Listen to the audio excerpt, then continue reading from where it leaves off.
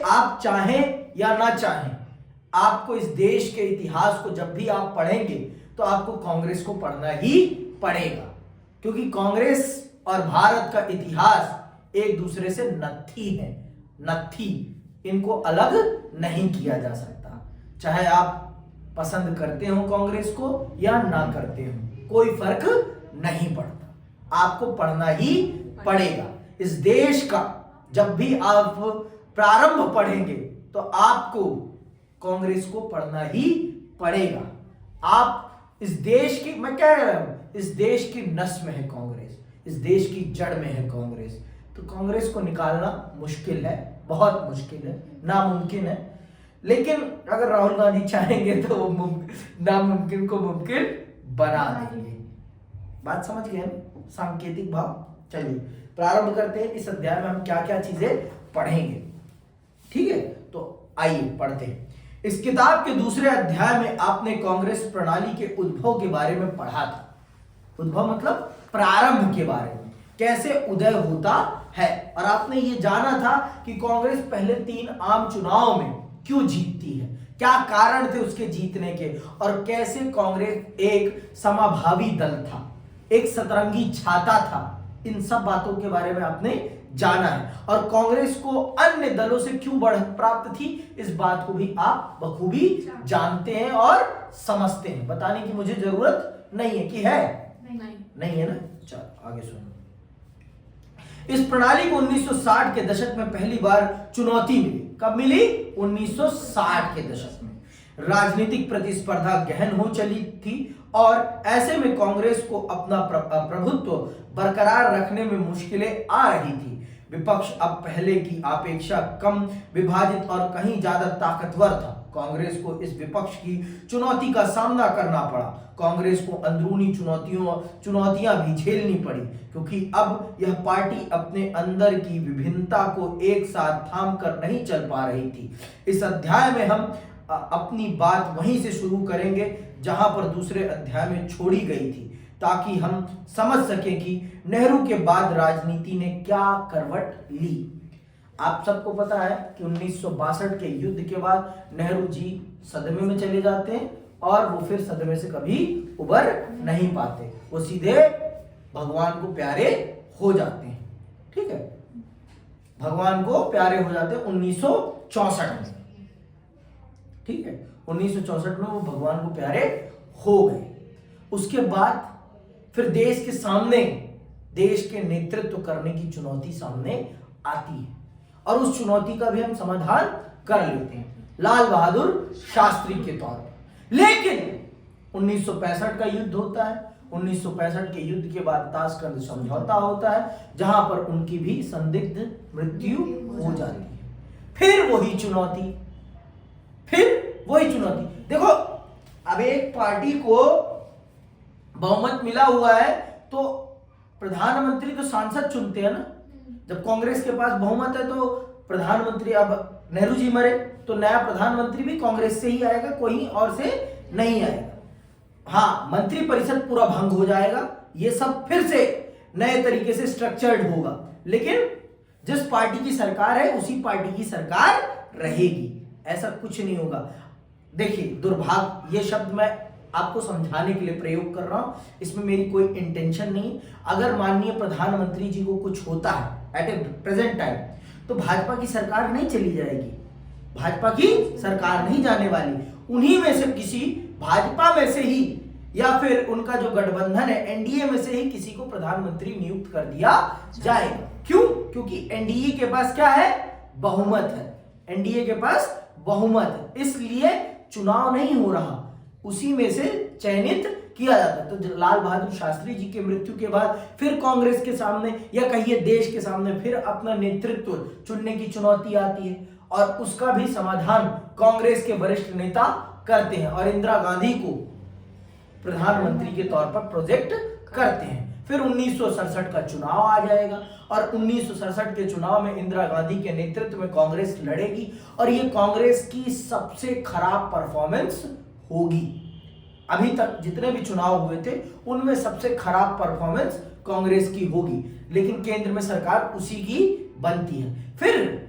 फिर कांग्रेस में इंटरनल कलह स्टार्ट होगा, इंटरनल कॉन्फ्लिक्ट, और देश में आर्थिक कलह स्टार्ट होगा। मैंने आपको बता दिया है कि अरब में इजराइल अरब युद्ध चलेगा, जिसके कारण तेल की कीमतें आसमान को छुएंगी। अब जब तेल की कीमतें आसमान को छुएंगी तो चीजें क्या होंगी, इससे भी आप वाकिफ हैं, बताने की मुझे जरूरत नहीं है कि है जरूरत है तो बता देना मुझे, मैं बता दूंगा, ऐसा मत सोचना कि नहीं बताया जाएगा।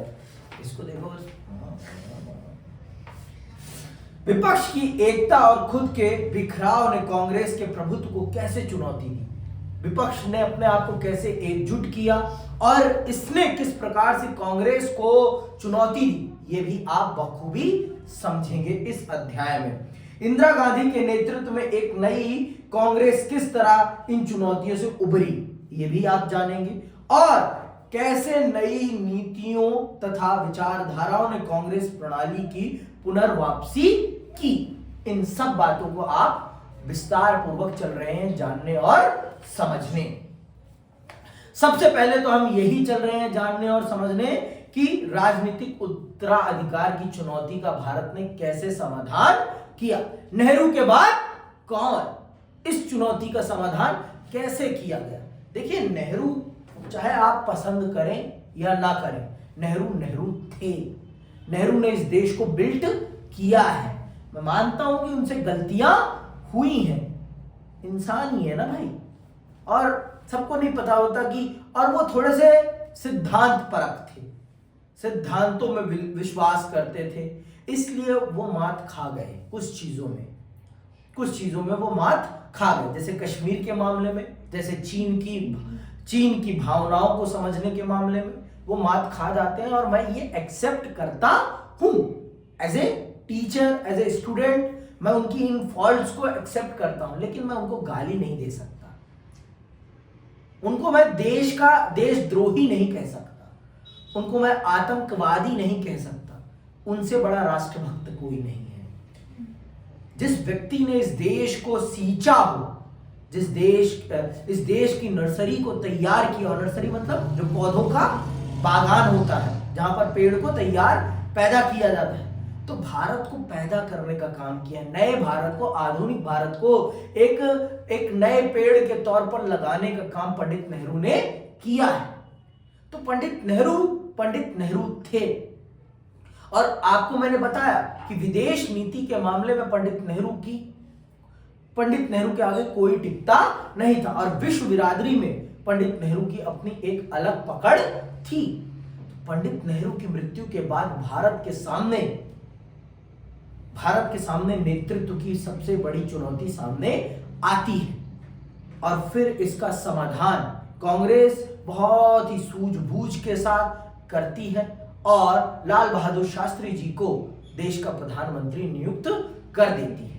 लाल बहादुर शास्त्री जी भी अच्छा देश चला रहे होते हैं, उनके नेतृत्व में हम हरित क्रांति करते हैं, उनके नेतृत्व में हम पाकिस्तान को मठिया मेट कर देते हैं, उनके नेतृत्व में हम एक नई दिशा और दशा की तरफ जा रहे होते हैं। लेकिन कहते हैं ना, जब दुर्भाग्य है तो है, जो लिखा है वो होकर रहेगा, और ताशकंद समझौता होता है, और ताशकंद समझौते के दौरान उनकी रात में संदिग्ध मृत्यु हो जाती है। आज तक नहीं पता चल पाया कि उनकी मृत्यु का क्या कारण रहा है। ये बताया जाता है कि हार्ट अटैक आया था उनको, लेकिन आज तक इसकी पुष्टि नहीं हुई है, इसकी पुष्टि नहीं की गई है।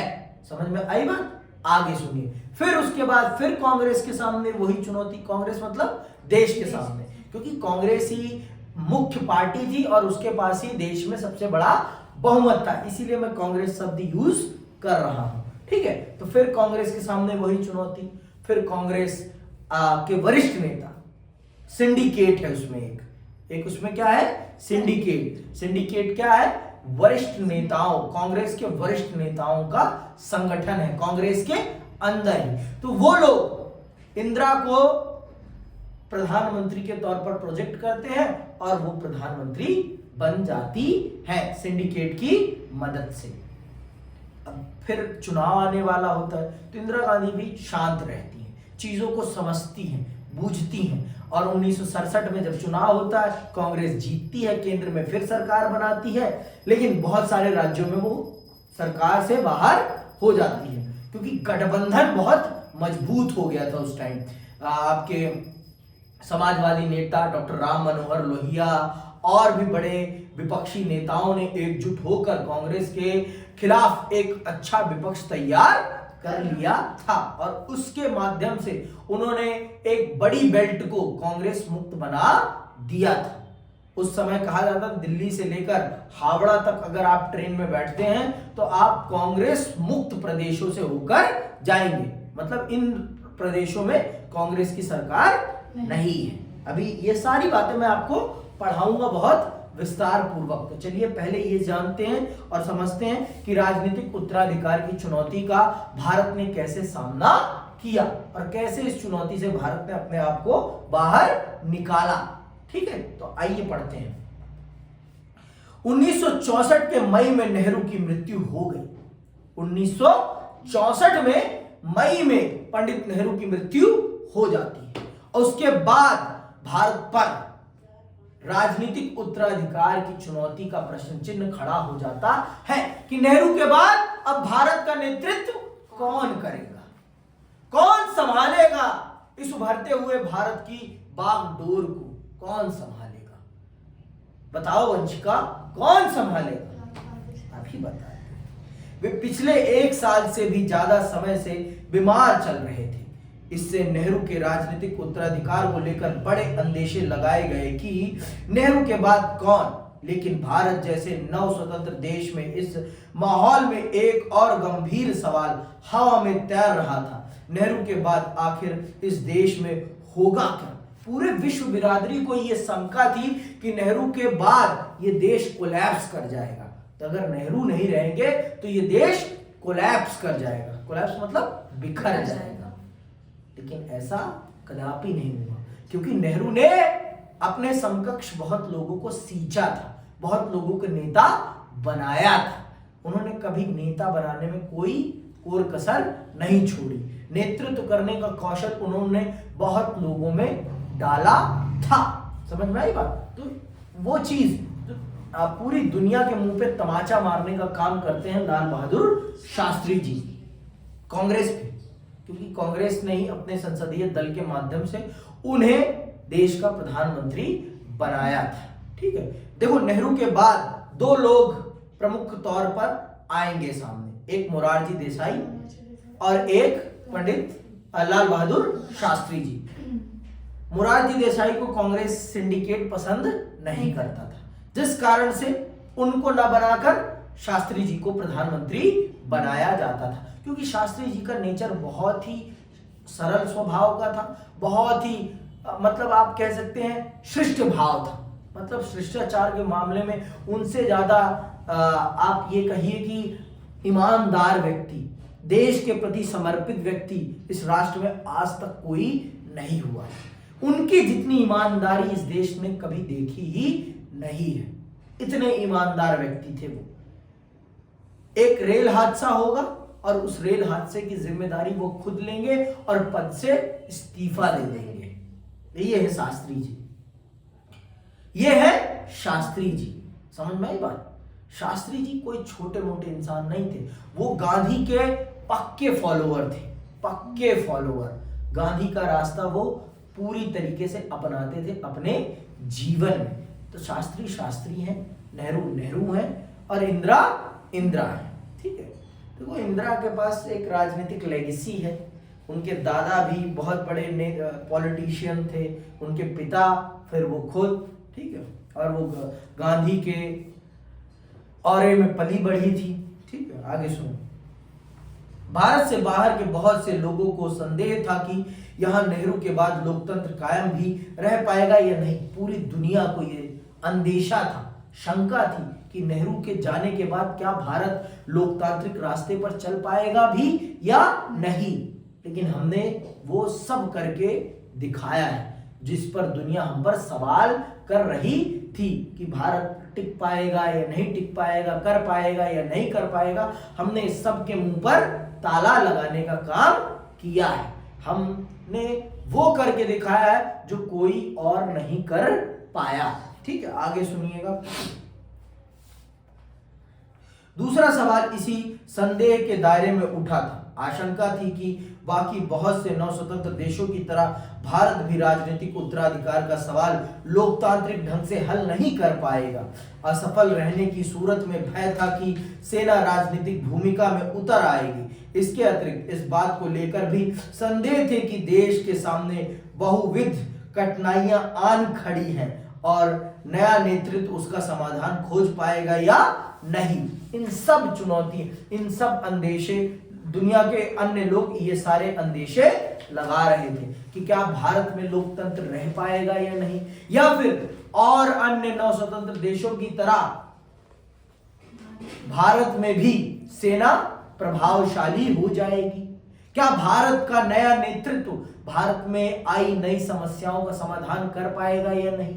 ये सारी चुनौतियां मुंह बाए खड़ी थी, ये सारे प्रश्न मुंह बाए खड़े थे। दुनिया के बहुत से लोग ये प्रश्न कर रहे थे। 1960 के दशक को खतरनाक दशक कहा जाता है। क्यों कहा जाता है, मैंने आपको पहले ही बता दिया है। पहला, हमने दो युद्ध लड़े हैं और खाद्य संकट बड़े पैमाने पर था।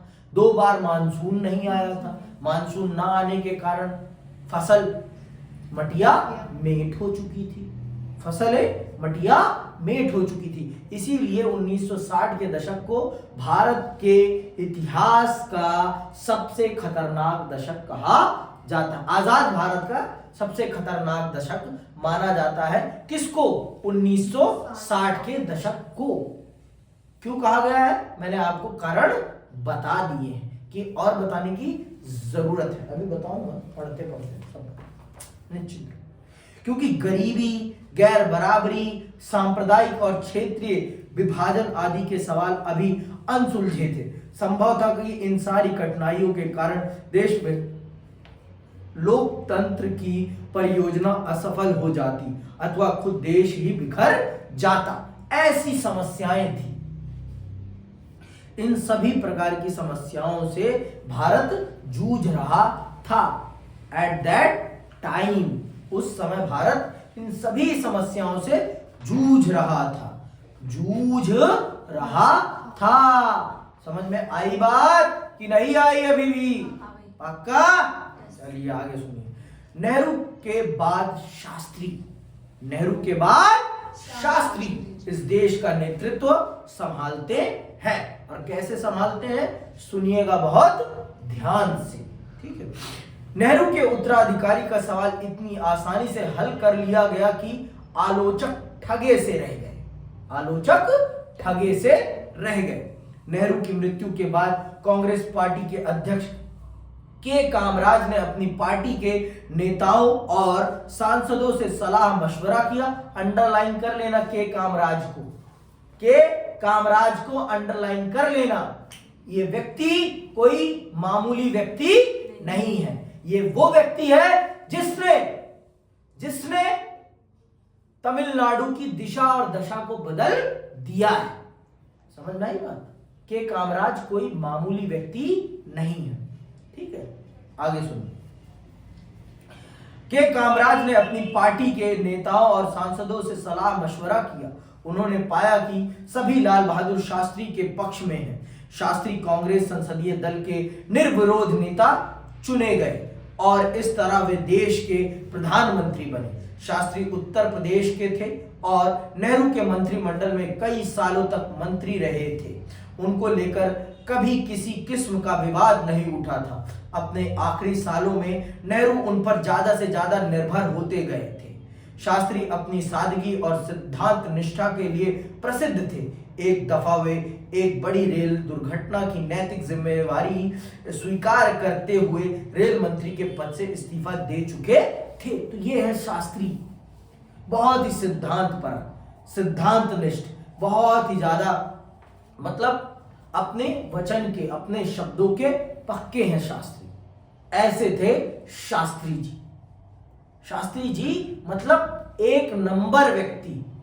कद छोटा था लेकिन विचार बहुत ऊंचे थे उनके।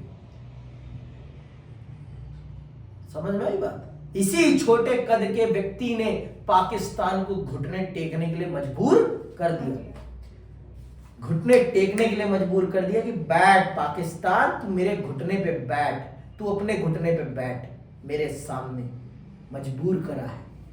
तो लाल बहादुर शास्त्री जी को लेकर अयूब खान बहुत फालतू भी बोलते थे। अयूब खान ही थे ना जिनके साथ, है ना?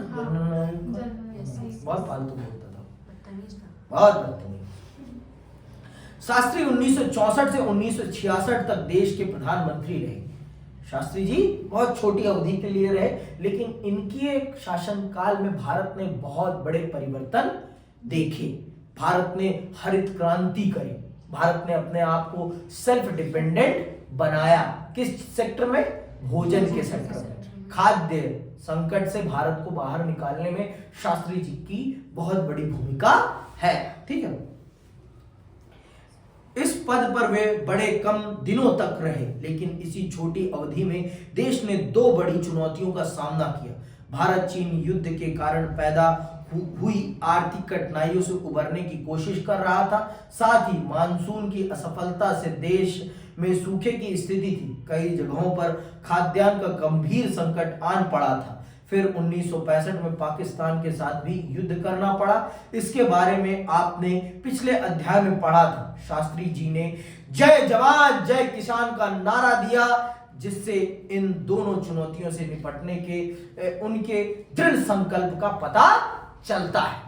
मतलब शास्त्री जी ने जय जवान और जय किसान का नारा देकर ये भारत को बता दिया कि भारत की प्रगति अगर होगी तो इन्हीं दोनों के कंधों पर होगी। किसान अगर अपने हल को अपने कंधे पर रखकर सही ढंग से इस देश की जमीन को जोत देगा तो इस देश को कभी खाद्यान्न संकट का सामना नहीं करना पड़ेगा। और अगर इस देश का सैनिक अपने कंधे पर रखी बंदूक का निशाना अपने दुश्मन के माथे पर लगा देगा तो इस देश की सुरक्षा को कभी कोई चुनौती नहीं दे सकेगा। और दोनों ने अपनी जिम्मेदारियों को निभाया और भारत को इन दोनों समस्याओं से उबार दिया। भारत ने 1965 के युद्ध में पाकिस्तान को ऐसी पटकनी दी कि पाकिस्तान फिर कभी उठ नहीं सका। भारत की तरफ फिर उसने कभी वो गंदी नजर नहीं उठाई 71 में उठाई, फिर उठाई है। लेकिन देखो पाकिस्तान में सबसे बड़ा कारण है कि वहां पर ना पॉलिटिकल स्टेबिलिटी नहीं है, वहां डेमोक्रेटिक स्टेबिलिटी नहीं है। और डेमोक्रेटिक पॉलिटिकल स्टेबिलिटी ना होने के कारण पाकिस्तान एक बर्बाद देश है। पाकिस्तान की बर्बादी का सबसे बड़ा कारण ही यही है कि वहां किसी के प्रति कोई जवाबदेही नहीं है। हमारे देश में ऐसा नहीं है।